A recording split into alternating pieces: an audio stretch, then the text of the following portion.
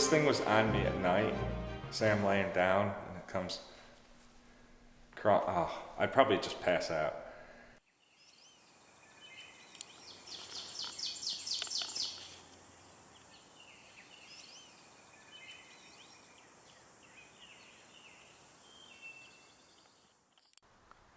The view out here is amazing at night. You know, this isn't the most civilized area, or I'm sorry, the most populated area. So you've got this incredible night sky with so many stars. You want to like brush your eyes for a second because it feels like dust. Love it.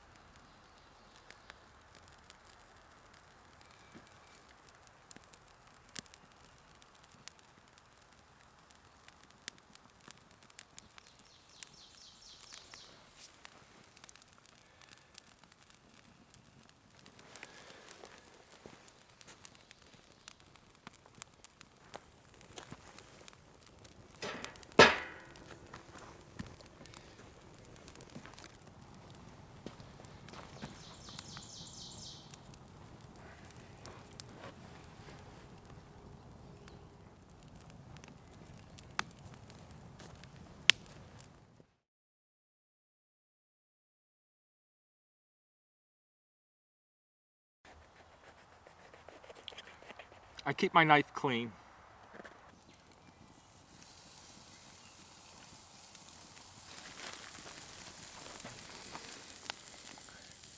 This log is soaked with duck oil.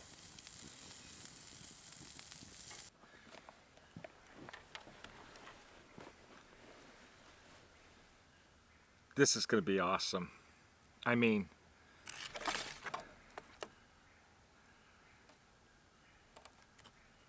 look at that. Beautiful, beautiful roast duck breast over a fire with oak, maple, and a hint of blueberry. I got my garlic toast using coconut oil and duck fat. And of course, I've got my mashed potatoes to soak up everything. I am ready to eat.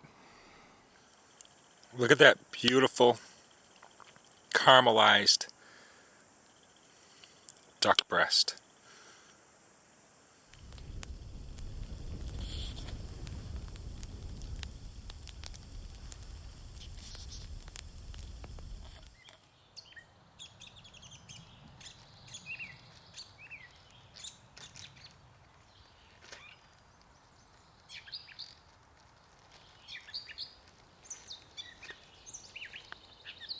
Gotta be some kind of catbird or mockingbird. That beautiful song.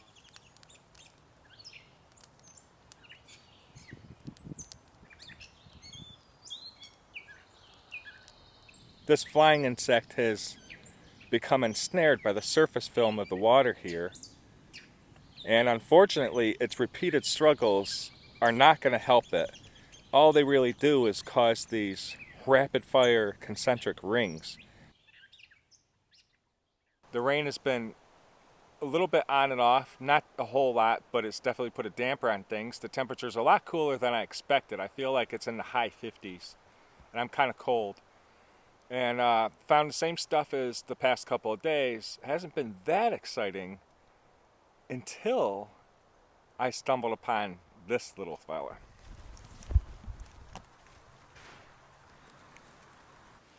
So these flowers here are actually off limits to people picking them. In fact, some states, especially New England, they are considered endangered. And one of the reasons why these are so off limits for people picking them is they do not rejuvenate or replenish their populations. Once you pick one, it's gone for good.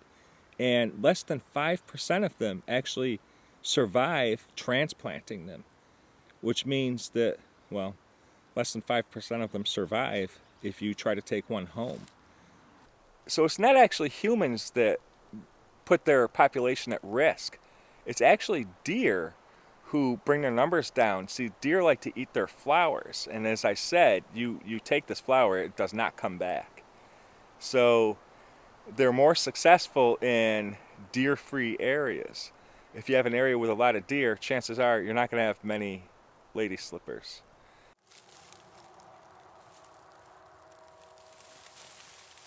That's really underground. I feel like I just ruined a bunch of habitat.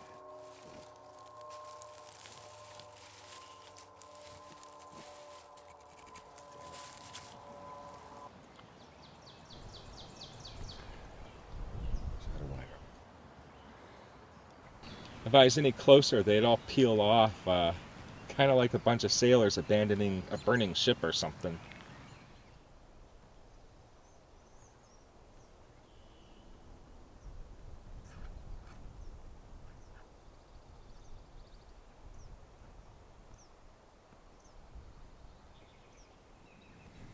Coming out here all the time, it just, I really wish I never lost my canoe. I love spots like this. Beautiful scenery, listening to a bunch of birds in the background, and watching the breeze dance lightly across the surface of this water. Kind of like organic television in a way. It does the same thing for me as a campfire. Once I look at it, I just can't tear myself away. Kind of like a good thunderstorm or a good snowfall. Like I said, I just can't tear my eyes from it.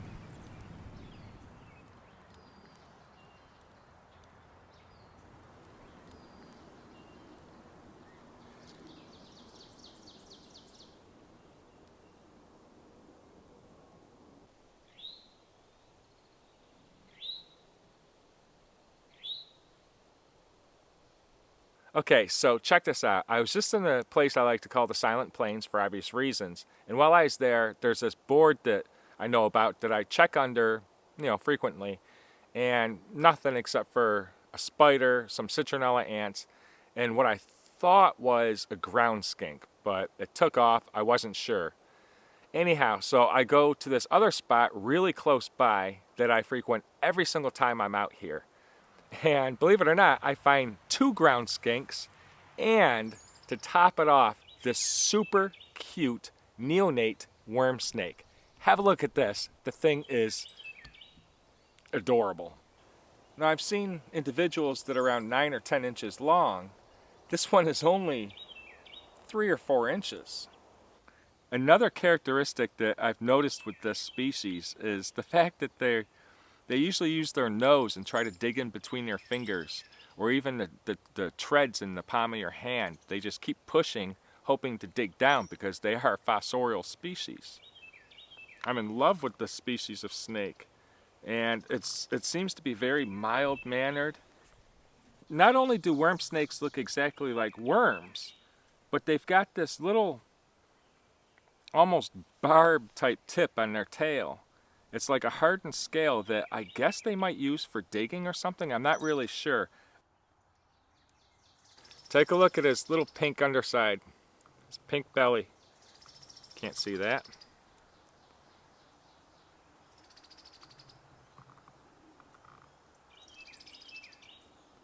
That's one of the reasons it's got the name worm snake.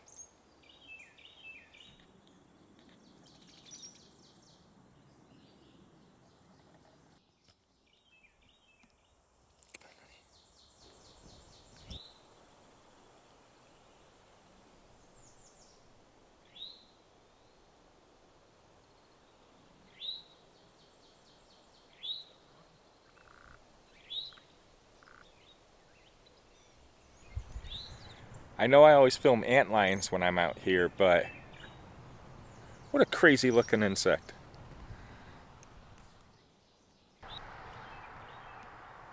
So all I can say is, wow, this spot is amazing. It's just beautiful. Look at all this.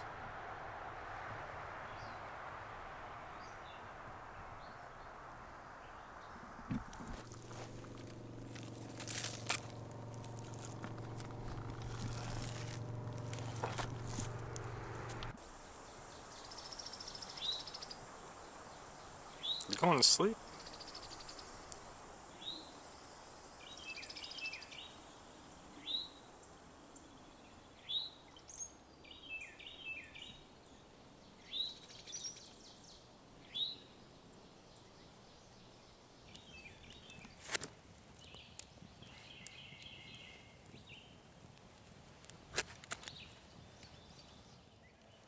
Okay, so I cut this cloth into squares or rectangles, and then I'm going to place it onto this folded piece of foil. I don't do any more than that. That's the max I will do on one of these.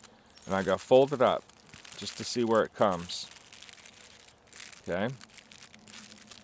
Fold that real good. And then I take something and I poke a little hole in one side.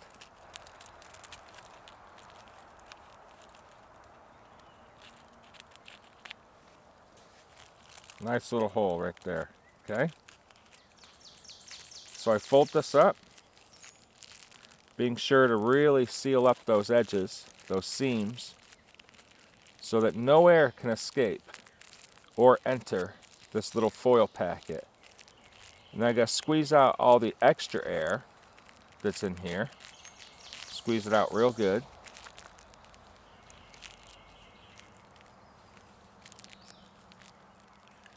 And then I simply place this in the fire, on the coals.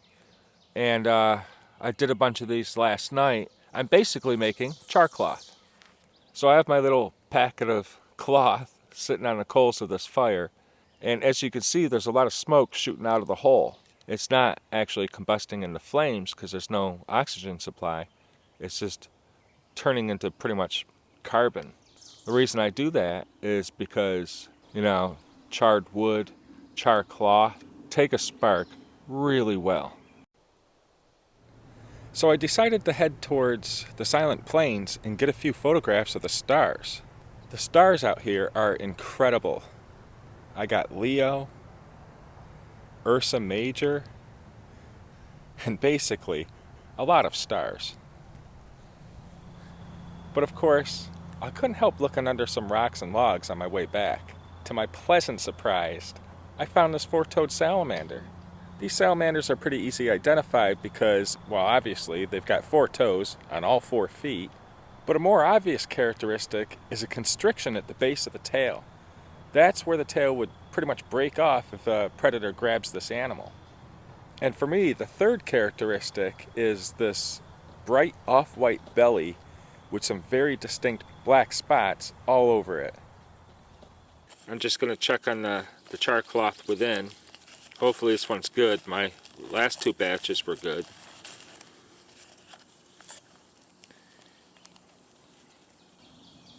That's perfect char cloth right there. It's so good, it absorbs light. So good to go. Perfect for flint and steel. A spark touches that and it turns into a smoldering ember immediately.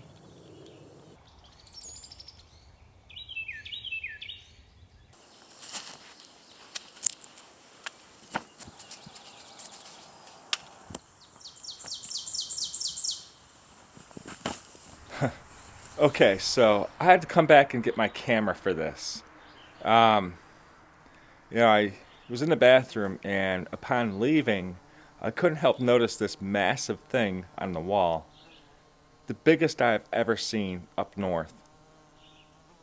It's got to be Dolometes tenebrosius, I guess. Maybe Dolometes scriptus, because this thing is huge and must be gravid. Have a look. Get ready for this. I tell you, if this.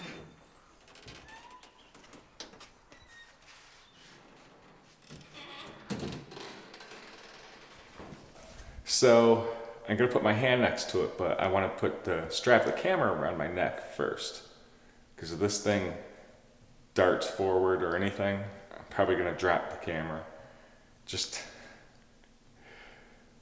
I'll have a heart attack. If this thing was on me at night, say I'm laying down and it comes I'd probably just pass out. I'm okay with spiders for the most part.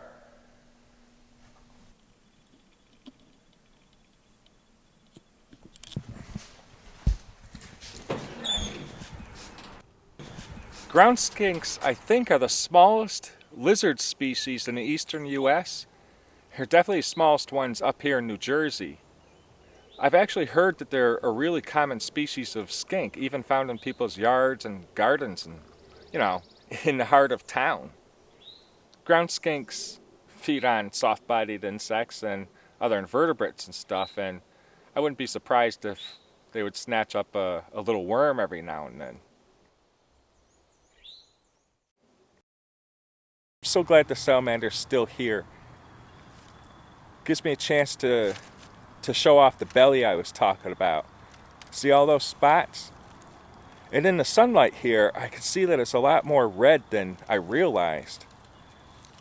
It's actually really cool looking. Glad it's still here. So I finally found some sweet fern. I've been looking for this stuff for several years now. I know other areas where it grows really abundantly, but I haven't been to those areas for a few years. I've been coming here a lot. This is the first time I found this here. There's a bunch of it. Sweet fern makes a great tea. It's got medicinal properties. I'll list them. As a hot tea, it tastes rather tonic, almost astringent.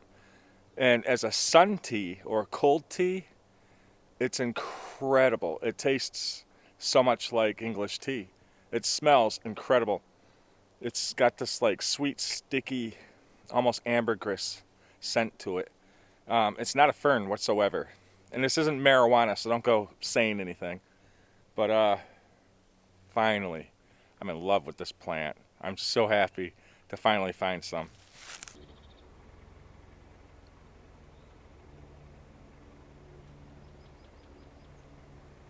This is called a sculptured pine borer. And right now, I'm not doing it any justice because its armor is really copper looking. Look at the size of that beaver dam. That's like 2 stories high at least. Redwing.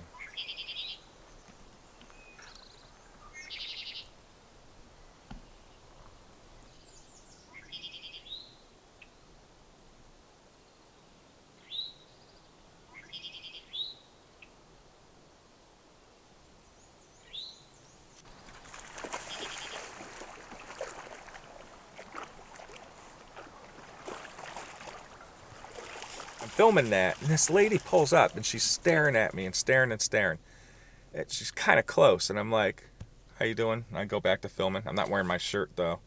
And she's still staring. And I'm like, still staring at me. And I'm like, hey. And finally, I'm like, how you doing? Because, she's staring at me. It's kind of weird and annoying. And then she's like, do you mind if I let my dog loose? And I'm like, no, go ahead. She didn't tell me the dog was going to run right to where I am, jump in the water, squat and poop right in the water, and then pees. And playing all this, I was like, oh, okay, well, so much for filming what I was filming. I just got zeroed in, too, on the amberwing. Anyhow, good trip. Last night I found that four-toed salamander. I'm excited about that. Found a sweet fern over there. I'm really excited about that. And a fat wood, which is great for fire making. I made some char cloth last night. And other stuff. I hope you guys enjoyed this video. I had a great week. Last night was real cold. Coldest night of my trip. And today's the warmest day of my trip. Go figure. But I gotta go home now because I just remembered there's a few things I gotta do that are important. So I have to cut the day short. So thanks a lot for watching. Once again, I'm Chris Ignato. And where am I going? I'm going home.